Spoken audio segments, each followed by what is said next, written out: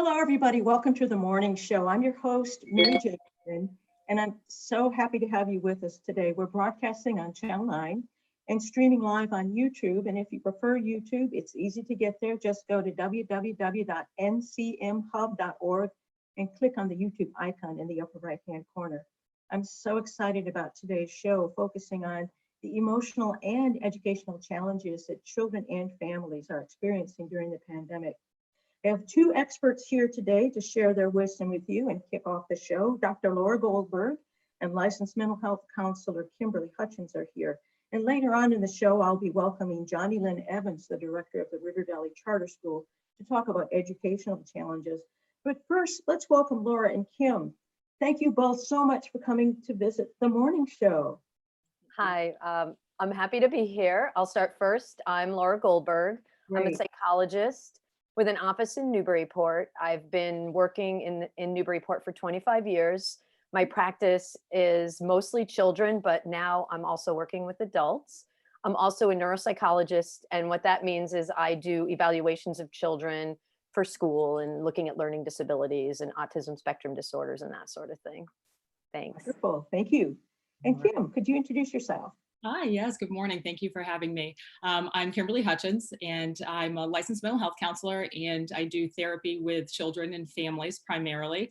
I've been in the field for 20-something years, and I worked in various capacities. I work in schools and home-based work and residential work. I now mostly do outpatient work and consultation and assessment for services that people need to be set up with. So that's primarily what I'm doing now, and my offices are in Newburyport and Beverly.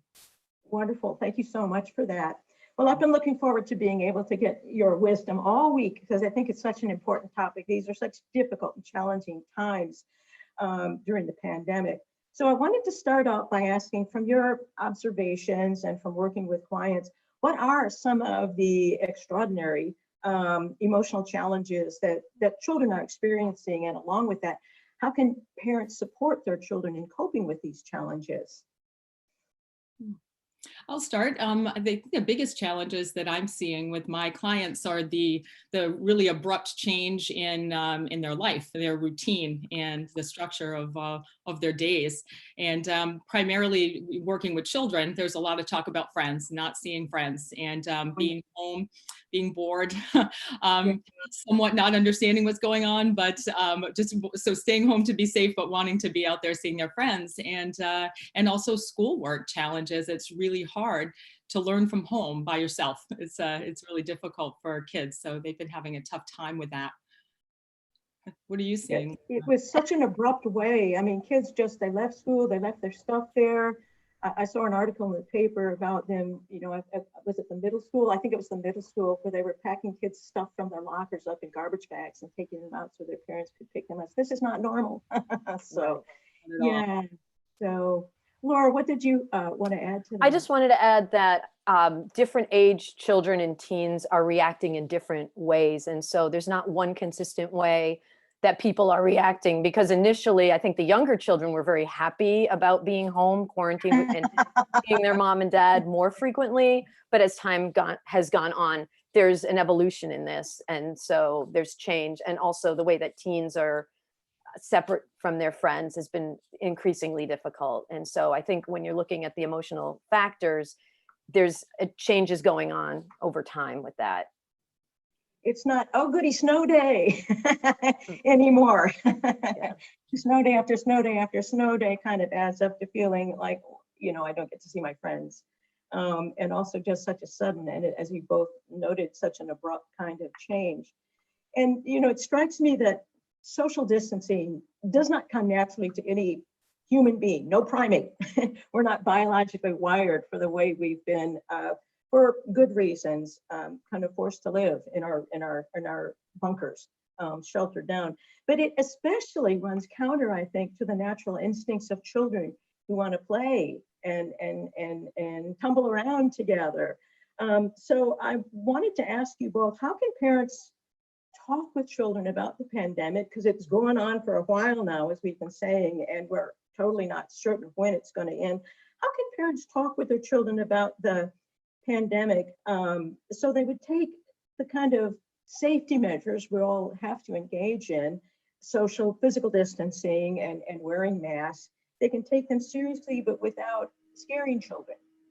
Right. And so the social distancing, I guess one point about it is everybody, when you look around, seemingly is doing it one way or another.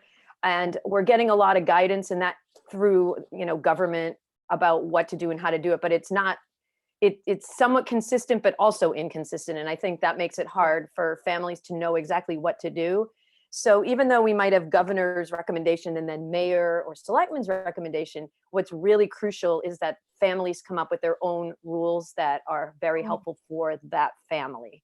And one family's rules might be slightly different than another family's rules. And so that's my recommendation, that really the parents sit down and decide, how are we going to do this given the information that we have? So for example, the next door neighbor's kids might be allowed to play in the playground, but you may not want your kids to play in the playground. And so I think as much as you can come up with, this works for our family allows, a bike ride with a friend 6 feet apart. But that's it. You can't then get off your bike and go play. And this is our rule. And I think that you can create exactly how you want it to be, as best as you possibly can. And that this is a work in progress. And so what might be very strict now may start to change, especially as we move into June and July.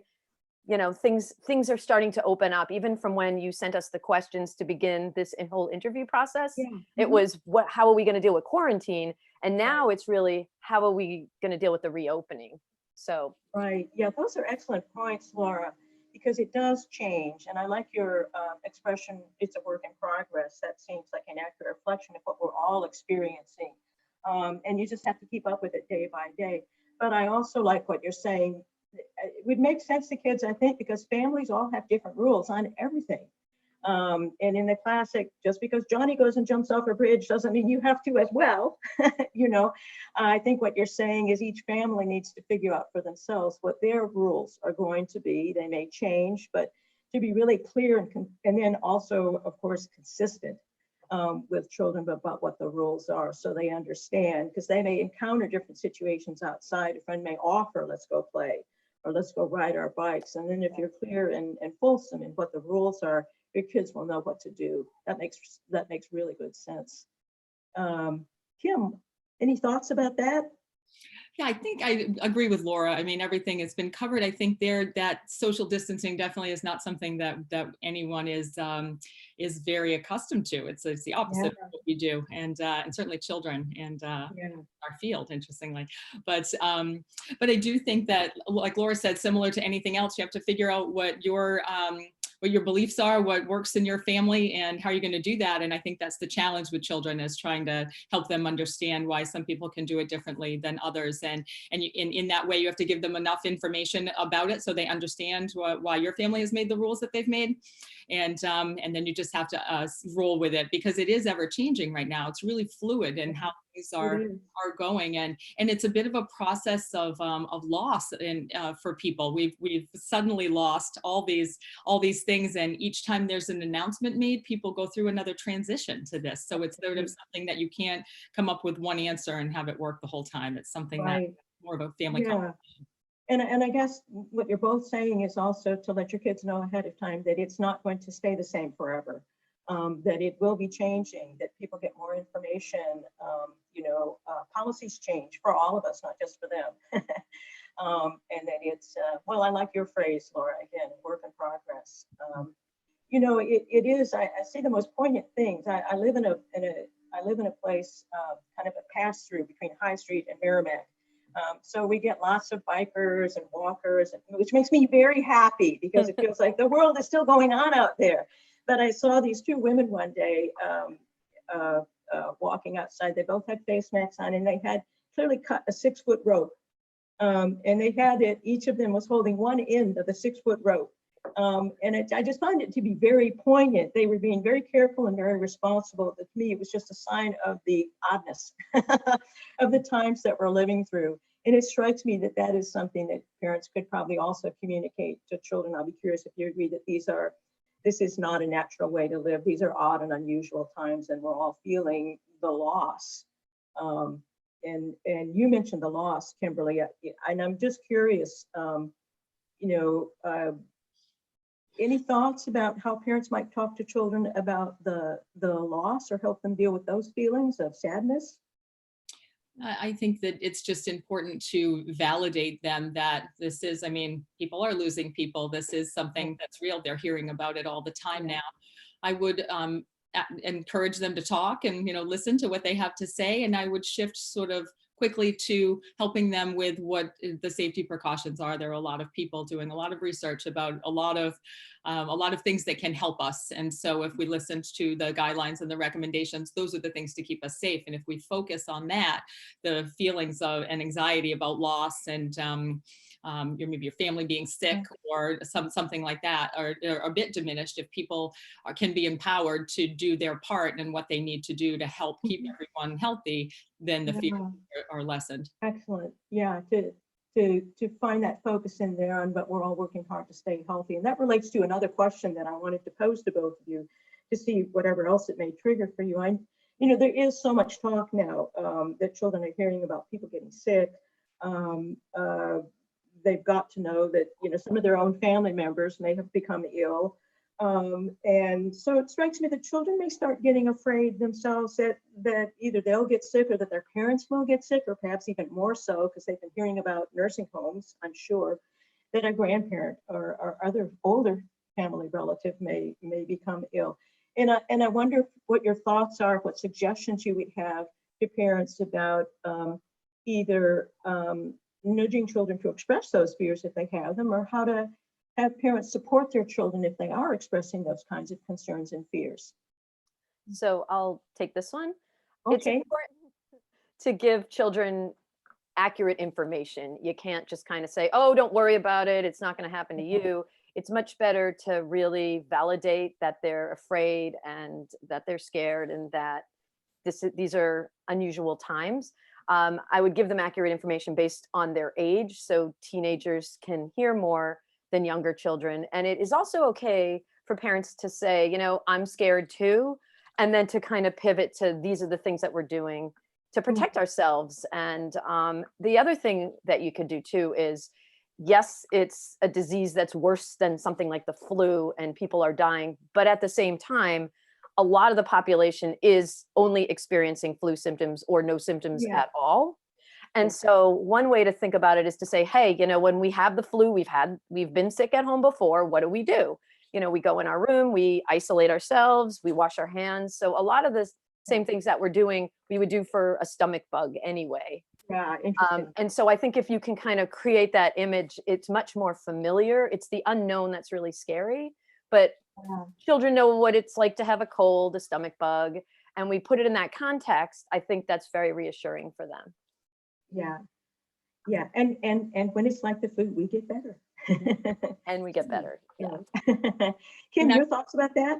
Yeah, I would add that, and Laura and I talked a little about this earlier in the week, that there are many people doing many things to try to keep us safe. There's doctors and nurses, and they're doing a lot to get things set up to make sure that they can help us if we are sick. And so a lot of the kids that I talk with are worried about their parents, and they're worried about their grandparents, and so they are learning, what to do for their part. They're not necessarily afraid of themselves getting sick, but they're afraid of others getting sick. And so if we can help them understand that there's people there that can help them, like Laura said, like a lot of people are sick, but a lot of people are getting better. A lot of people are getting help.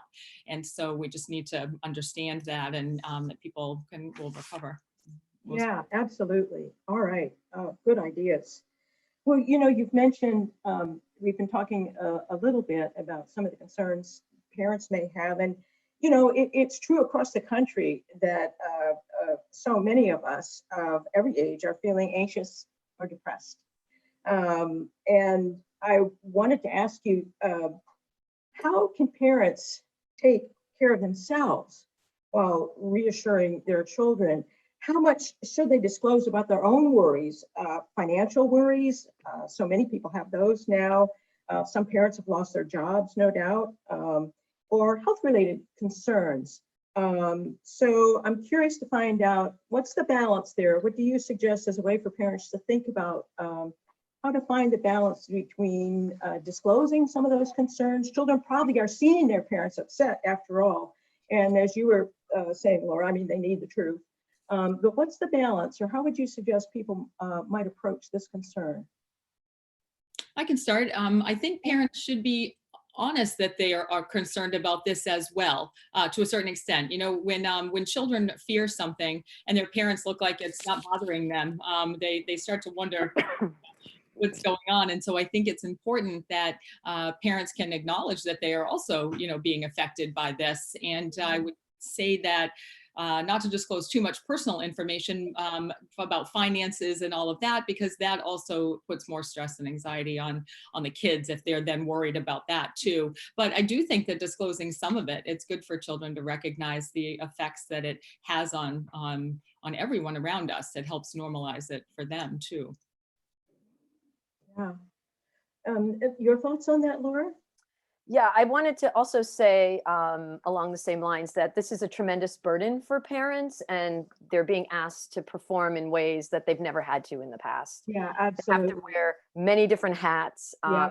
And I think families are doing an incredible job. I want to just do a shout out to families, because the families that I'm seeing are doing things they've never really had to do in the past, involving homeschooling, or they have to be a cheerleader, and they have to be a playmate, and they have to do everything that other people have done, you know, their teachers had done in the past. Other children have played with their children in the past. And so it's just a tough place to be. And, you know, they're doing great. And it's hard. It really is very hard. And everyone really feels that way. It is hard, and relentlessly so, Yeah. because it's still so uncertain, you know, what the course of the pandemic will be, and if there will be a normal or a new normal, or what was Chris Turner saying last week? We were talking about the new abnormal, is how she put it. So who knows? But those are really good ways of thinking, finding that kind of balance between the need to be truthful with kids, because they read their parents' emotions better, I think, in some cases than parents themselves do. But to find a balance between disclosure but not burdening. And I think that's a good way to put it.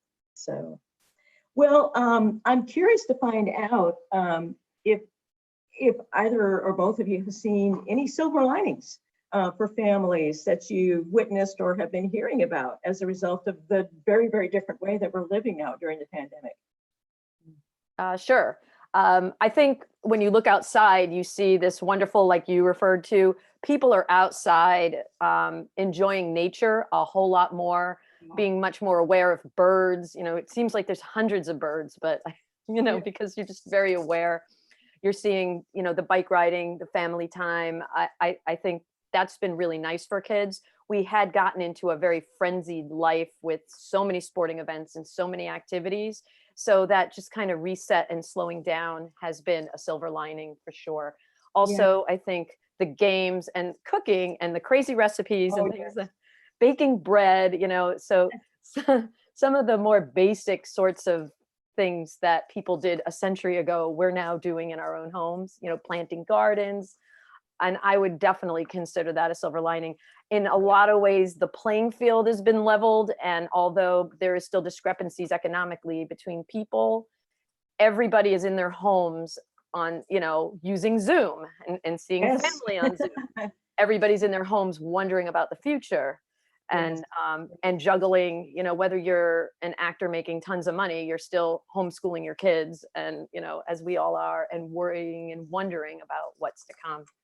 So I think seeing everybody in a similar light, that, you know, seeing children walk through when you have like an NPR commentator trying to talk is just really That's right.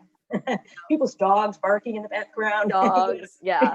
And you know, those are all things that it's good to think about, be aware of. And I have to say, there's a whole generation of children out there learning how to bake cakes and brownies from scratch. I'm sure of it. So, Kim, your thoughts about that, or things that you've witnessed? I've witnessed a lot of silver linings, actually. And like Laura was saying, I think that the pace of things was very frenzied in our world. There's a lot of pressure to keep up with everything and to do everything, and this whole fear of missing out thing, because there's so much all the time and it's not possible to do it all, but we want to, and children want to. And I just see people coming together in ways that we might not have had to before. And people are very creative in all of the ways that they can entertain and support and really reach out to people and help people. It's a really, the community has come together and families have come together. I see a lot of silver linings, including, interestingly enough, like less mental health issues, if that makes any sense. And maybe Laura can help me out with that, because people are less anxious, people are more relaxed, people enjoy some of these parts of that. We've already talked about the parts that are challenges, but people are enjoying parts of it, and people are thinking that we could really take something out of this and maybe come out in a renewed and different way. And if we became a less workaholic culture, that would be a good outcome, I think. Laura, did you have other things that you wanted to say in addition to response? No, I think we pretty much covered it. Well, some of the silver linings we've been talking about, this shuttered life and the good things that have come about it, baking brownies, sharing nature, being together, slowing down a bit, they're going to end at some point. We don't know when, and that's part of the challenge of these times. But a lot of children, I suspect, have gotten used to having mom and dad around all the time, even if they're working at home. They're at home. And they're available for learning and fun and bike rides and putting basketballs through the hoop. So I suspect it's going to be a big change when mom and dad do go back to work, whenever that is. And I wonder what your thoughts are about how parents can or should prepare children for this transition. I'll start there with that. I think that I've been working with my families on this for the whole time of this in general. What we talk about is trying to maintain the structure, not, so you're talking about them having all this time with them, which they definitely do, but they can help to ease the transition back to where we need to be by kind of simulating it now. And so that there's routines in your day, that your responsibility is to do school during the day and mine is to work. And we have after school things that we can do. And we have breaks. And obviously we have all these, some flexibility in what we're doing, but to maintain your structure and routine is important. And that's part of what kids are struggling with now, is that they don't really have that. Their sleep cycles are off, they're sleeping somewhere else in the house, or they're not really needing to get up, they're not that motivated to do things. So, I mean, it's been historically recommended, not just for this situation, that people maintain a routine in their life. And so if people get up and get dressed and sit in an environment where they can learn or work and structure things that way. Weekdays are weekdays, weekends are weekends. We don't need to necessarily overcompensate. Parents tend to overcompensate. They don't want the kids to struggle, so they'll let them do more of this or more of that, or we'll eat more junk, or we'll be on screens more, or with something like that. And I think it's really important to keep some semblance of structure, because your question, transitioning back will be a lot easier than it would be if not. And if they are needing to do their own, be independent and do some of their own stuff now, it'll be easier to do it later when they need to get back into it. Oh, that's really interesting and really helpful, I think, Kim, because the structure may take slightly different forms, but there will be a structure now and there will be a structure in the future. It reminds me of what you were saying, Laura, about having clear policies. So it brings a certain kind of consistency to family life. Did you have anything, Laura, that you wanted to add to that? Yeah, just to kind of piggyback on that, the structure and scheduling is also important to reduce stress in families, because it can get chaotic with, a lot of teens have reversed their sleep-wake cycle, so they're up a lot at night. So by having academic time and choice time is a really good to calm things down. The other thing is, when it's time to go back, there are going to be guidelines about how that's done. So it won't fall upon the parents to create the new normal. I think it will come down from, the school administration. We're going back to school and this is what it's going to look like. So in a sense, even though it seems really overwhelming, like how's that going to happen? I don't think it's just going to be a sudden thing and kids are back in school. It'll be a little more gradual with a little more guidance. Yeah, good point, Laura. And so parents won't be on their own trying to figure all of that out, that they can fold it into the structure and the routines that they've already established, have a precedent for. That's really helpful. Well, I think also important to talk about are what are some of the signs or symptoms in children that parents should be on the lookout for these days? Any red flags that would let a parent know, we really need to look for some advice and for some help. Sure. So one thing Kim and I were actually talking about prior to this interview is how being in quarantine has really created a new normal. And so there are some signs and symptoms at home in kids, teens isolating a lot, being on screens way more than you would Yeah. want them to be, that sort of thing. So kids may be more lonely, more isolated, missing their friends a lot, being really irritable. And that in some ways is a new normal by the basis of life in quarantine. But if things get really escalated and parents are having trouble managing their kids, if there's some anger, irritability, or really depression where it really seems like teens or kids are so isolated and upset, then would be the time to maybe seek out help from a mental health provider if parents are feeling like they just can't do this on their own, and they shouldn't be afraid to reach out, because it is hard to do this on your own, and there are plenty of people out there with the expertise that can help make it easier. Yeah, great, Laura, that's helpful. How about you, Kim? Anything you wanted to add to that? Yeah, like Laura said, we had sort of had this conversation, and it's been a conversation with lots of people, I think, right now, is that they really are, the way that we are being right now is not the way that we normally are, and it doesn't necessarily have to be a mental health issue, but it is also still maybe an issue. Like, we want to still help people with like we were talking about, maintaining a schedule and some routine, and not getting down. But we have to distinguish between what's actually a mental health issue and what's something that maybe is just going on as a situational thing because of what's happening in the world right now. And we should ask kids, how are they feeling? Do they need some extra help? Is there something we can work on maybe in the house? Because even though maybe it's not a mental health issue, maybe it's not okay for our family, or we don't want that for our kids. So we have to try to be creative and come up with something that we can do, some ideas to help them kind of get out of that a little bit. Well, those are really helpful thoughts from both of you. I appreciate that. Following up on that, though, seeking help is different today than it's been. If you reach out to somebody, you're likely to find that it's virtual help. So I wonder if you could talk a little about how parents could expect, even if they've reached out for help to a counselor or a therapist or an organization before in person, what are they likely to find these days? What should they expect from reaching out today during the pandemic rather than in the past? I think that a lot of people aren't familiar with what telehealth is until this occurred. I don't know that anyone had to do it necessarily, and now we're all doing it. We pivoted very quickly in the field. I don't think many of us missed many days. We turned right around to telehealth. Insurance companies are providing coverage for telehealth. We're getting a lot of leniency, and actually just for families to know that many of the insurance companies right now are covering your copays and co-insurances. They're covering your deductibles. I mean, it's actually a good time to reach out if you definitely, if you want support. There's ways to do it, and clinicians are being very creative in how they're working with children and families and couples over telehealth.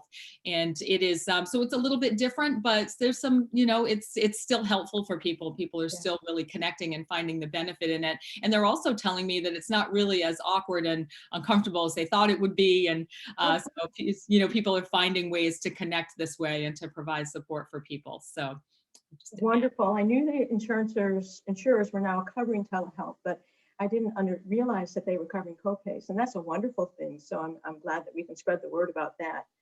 Anything? Not all insurances. Not all. It's never all. Right. But many are. But there's some that aren't, which is unfortunate. And parents could ask their insurance companies about that ahead of time to find out. Exactly. So, all right. Exactly. Very good. Well, a final question, but a very important one. What referral sources would each of you suggest that parents could reach out to? So you could ask your primary care physician for names. You could go to your insurance, website and look at the people that are covered by that insurance. That's really important that you're seeing someone in your insurance carrier. What's also really helpful is Psychology Today, which is a magazine, has a wonderful website where many of us have our profile. And so there's hundreds and hundreds of profiles, even in every state. And that way you can kind of peruse through and see who might be a good fit. I wanted to also add that it can be really overwhelming to think about this and to go and find somebody and who do you pick, and word of mouth, you can kind of ask some of your friends or family who they've seen. But if you even just Google what you're looking for, like child therapist and anxiety, names will pop up. And you can always just send an email, and it's really the therapist will let the person know if they are the right fit for that sort of thing, because different therapists specialize in different areas. So, it isn't as overwhelming as you might think once you get going and start inquiring. And even if you think that children my child isn't going to want to do virtual mental health, and that's true a lot in the younger age range, which I have found, you're ending up doing these very creative things where you're working and doing parent coaching and children kind of circle through, or you catch them where you can. They're playing with Legos and you talk to them for a few minutes because you can bring an iPhone over. So I want families to know that there are very creative approaches that we are all taking now in the field to be able to help them, even when they think that it's not going to work. Wonderful, Laura. Really good points. Kim, anything you wanted to add on that? I would just add that in all of these references resources she refers to, they're typically searchable directories, meaning you can look in area, you can look for the specialty that you want, you can look for the type of male or female, whatever you're looking for. There's also a local resource that I'm happy to share with people. It's kind of got a long name, but it's the Private Practice Colloquium, and it's a searchable directory of local clinicians. If people are more interested in Psychology Today, you can narrow down as well. But there's a lot of resources that you can reach out to find treatment. And like Laura said, just Google some things, it brings you through, and certainly ask somebody if you know anyone who's in the field or your primary care doctor. Great. And Laura and Kim, would you be interested in sharing, if people wanted to reach out to you, how they might reach either of you? Sure. I have a website, drlauragoldberg.com. So that's a good place to start. It has my phone number as well. Great. Excellent. Yeah, you're welcome to reach out to me as well. I have a number of different ways you could contact me. I would say you can go to the website, harborsidecounseling.com has a profile of me up there. My practice up here in Newburyport is primarily, it's not listed there, but it's similar. And so there's information there, and I'm happy to share my phone number and my email with you as well, but start there. All right, that was Harborside Counseling, right? Counseling.com, okay. Yeah, check that out for profile. Thank you both so much for visiting us on the morning show today. You've shared a lot of really wise perspectives that I just know will be helpful to parents who may have been struggling on their own to understand some of what's been going on with their kids. Thank you so much for visiting the morning show. I now consider you to be official friends of the morning show, so you're likely to hear from me again. And I hope you'll be repeat visitors. So thank you, Laura, and thank you, Kim, for visiting us this morning. You take care now. Thanks for having us. Bye-bye. Bye. Yeah. So next up, everybody, we are going to be welcoming Jonnie Lynn Evans, who is the director of the River Valley Charter School. There she is. Hello, Jonnie, and welcome, and thank you so much for visiting the morning show. Hi, Mary. How are you? I am very well. I'm very happy to have you with us. I've been looking forward to talking to you all week. I'm happy to be here. Thanks so much. Well, Jonnie, I wonder, as I said, you're director of the River Valley Charter School, Newburyport's own public Montessori school, but I wonder if you could just introduce yourself a little bit to our viewers and listeners and say, how long have you been at River Valley, and something about your role there. Sure. So my name is Jonnie Lynn Evans, as you mentioned, and I have been at River Valley. It's kind of an interesting question because I've been there at different times for different periods. I was actually there when the school was originally founded. I was part of a group of local parents whose children had a Montessori preschool experience, and we got together and worked to ask the state to allow us to make sure that Montessori could be available in the public sector for all students. Mhm. And then I went back to the school 7 years ago as an assistant director and began as the director just this school year. Oh, excellent. Thank you. Yeah. So you have a long history back to the founding. I So do. that's wonderful. Yeah. Well, to say that these have been interesting times for schools is an understatement. So, Jonnie, I was hoping that first you could just describe to us some of the challenges that that you've been encountering as schools have had to shift from in-person teaching to virtual and online schooling. Sure, sure. You're absolutely right. These are unprecedented times for everyone, and maybe especially for schools and teachers. I would say that the biggest challenge that we faced was finding the time to prepare for what this was going to be. March 13th was Friday the 13th. We went out on, we got notice that we would not be returning to school. And essentially March 16th, the Monday, we were retooled and ready to go. Wow. That's a fast turnaround. Yeah. We were, I think about it like we were trying to remotely teach teachers how to teach remotely, Yeah. So there's two layers there. Yeah. Yeah. Oh, wow. And then also teaching children, how to learn remotely. So I would say that the time was really difficult and giving teachers time for preparation, because a lot of what they do does come in the form of preparation. Yeah, I'm sure. Well, tell us some more specifically about what some of the biggest challenges have been for all the different parties involved, for the teachers, for the children, for the parents, and not least, the administrators like yourself. Beyond the obvious, I think that one thing that often gets overlooked is that for both teachers and for parents and families is that the boundaries between what time is school time and what time is personal time, and even in some ways the physical space, because if you're Zooming with children and families, teachers are now in the home with the families. Yeah, right.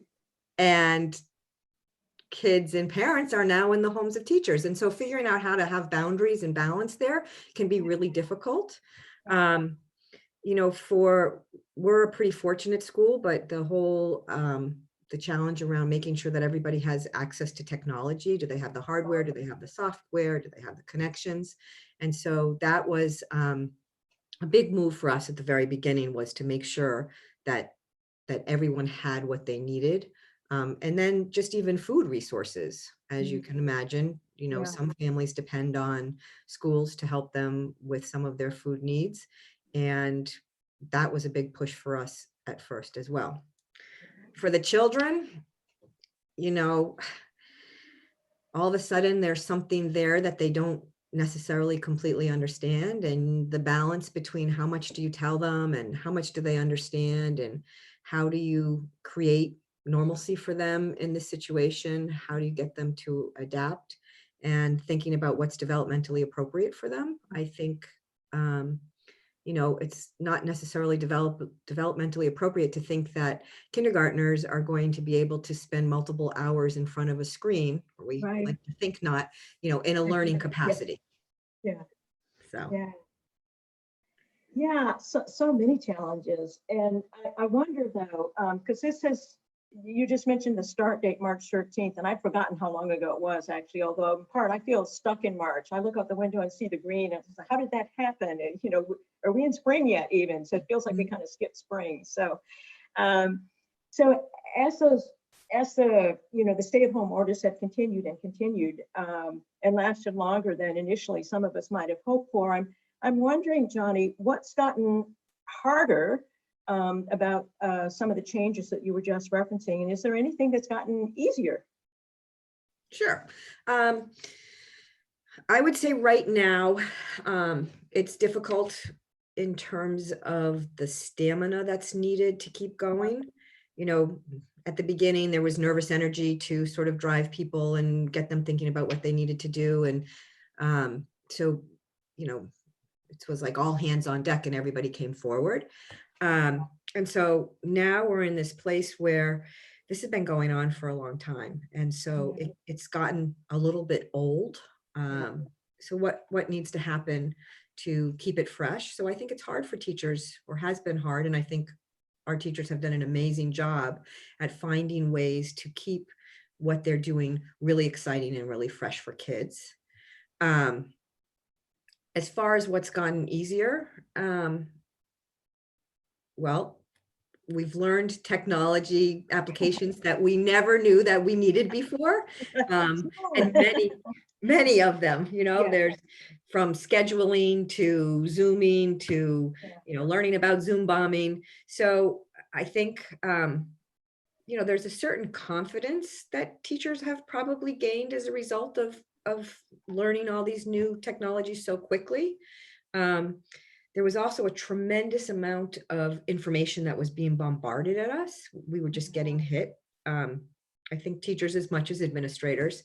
And so I think we've gained some muscle in being able to discern what's going to be of value and what's not. What things do we want to pay attention to and adopt? And what do we want to say, okay, we don't have to know everything about that. Yeah, so you can prioritize and kind of sort through what you really need to pay attention to, because I can only imagine the amount of just information and rules and regs and directives and such that you were bombarded with. So, well, being able to prioritize and know how to sort through bureaucratic language of different kinds strikes me as a survival skill. So, I would say so. And I'm curious to find out what you're hearing from parents. What are they struggling with or asking for support with, and what kinds of support have you and your teachers been able to offer parents?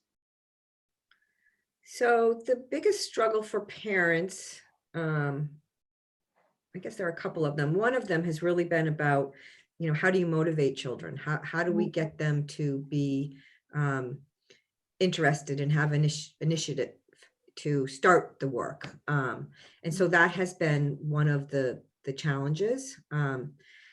There's a lot to be said about proximity in terms of motivating, you know, standing next to a child and asking them questions and the spontaneity of that. And so that's been really hard. So parents have asked us, you know, what can I do? And I think, again, sort of that same trajectory. It started off at the beginning that everyone was in crisis mode, but excited and energized. And over time, that's gotten more difficult. Yeah. We've done a number of things. For one, we've kept it fresh. And so we've changed a lot of what we've done over time, both for the purpose of improving what our practices are, but also to just offer some differences. For example, we started off doing a little bit more content and task-based work with students, and we've transitioned more to doing project-based work with students. Interesting. Yeah. And the other big struggle has been from a social standpoint. If you look at children developmentally, ages 6 to 12, the most important thing for them is that whole social piece. And so how can we provide social opportunities for them when you're all, you know, sheltering in place? Our gym teacher decided that he would do some running with students. And I thought, that's crazy. Like, how are you going to run with students?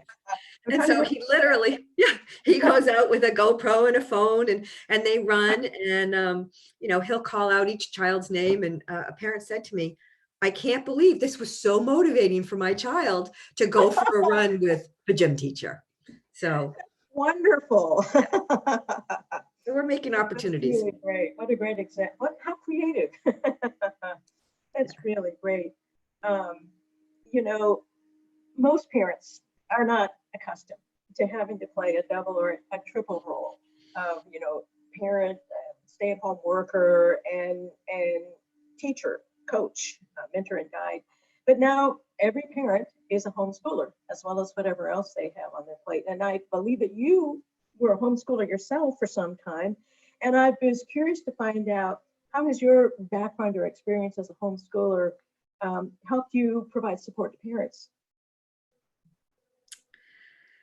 I was a homeschooler, you were right. Not for not for a lot of years, but for a few years. And I would say that homeschooling gave me a sense of confidence and also the ability to relax a little bit. You know, there are so many ways that children learn, and we can get stuck in thinking that the way that we learned when we were younger is the right way. You know, we think about desks and we think about textbooks. We're really fortunate because as a Montessori school, we've already drifted away a little bit from what people traditionally think education should look like. But now it's driving that home even more for parents, saying it's going to be okay. You know, taking your children out into nature and letting them ask questions and then asking them questions and pursuing what that is really, it's going to help them. They're going to learn. The other piece that's interesting is, you know, we went out in March, and March and April tend to be when public schools are participating in high stakes testing. So like the MCAS testing. Yeah. So there's a lot of time gearing up for that, preparing, practicing for what the technology is going to look like. And then after that, there's a lot of time that's spent celebrating. And so the lost educational time, I actually think it's not going to be quite as dire as some people like to paint it to be. And we've, as far as children who are a little more vulnerable and have greater needs, we've really jumped up what we're doing with them. And in some instances where they might have gotten small group lessons before, they're actually getting one-to-one lessons. And so perhaps this will be, you know, will be better. There will be some benefits. Yeah. Well, you know, you raised the point. I'd put it this way: children are always learning. You know, it's a process that's ongoing all the time. So you really can't screw it up, but you can support them in it. And I think that's part of what you're saying, is to be confident that your kids are learning all the time anyway. And it doesn't necessarily have to have the structure or the locations that we typically identify with what school means. In fact, the kids are naturally being unschooled. I forget the educational writer who wrote a book, I think, called Unschooled, but there's a whole philosophy of education that says they learn more and better. Absolutely. So, you started touching on this in a way, but I wanted to ask you, because this may trigger some additional silver linings. What have been some of the silver linings you may have witnessed for teachers, students, and families during these extraordinary times? Appreciation and gratitude are the first that sort of come to mind. You know, I think that the silver lining for teachers is that the hard work that they do is going to be understood a little bit better. Families have 1, 2, 3, even 4 children at home. Teachers have 25 children in a classroom. And how do you do it? How do you keep them on task and motivated and interested? So I would say that there definitely will be an appreciation for the hard work that teachers do. I think children as well are going to appreciate what brick and mortar school looks like and what it offers for them from the socialization side of it and what they get to do. I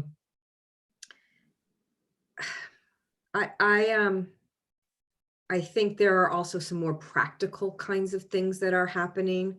You know, people may be a little more humble, or they're a little more comfortable bringing their authentic self to work because we've been having to do that. People are showing up, you know, in their home with their hair not being dyed, all of those various things that people are complaining about. Like we're coming forward and being who we really are. And I think that's really valuable for people to it forms a bond for all of us. Yeah. That's really interesting.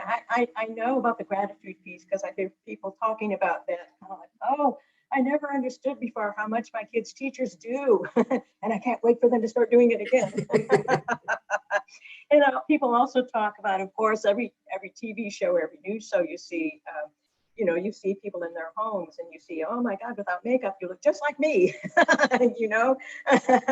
And there are these kind of leveling, but also community building factors of seeing people what their artwork is. Sometimes you can see the books on their shelves, what they wear when they're not all dressed up in studio clothes. So that's really interesting, Jonnie, to see how those things may continue.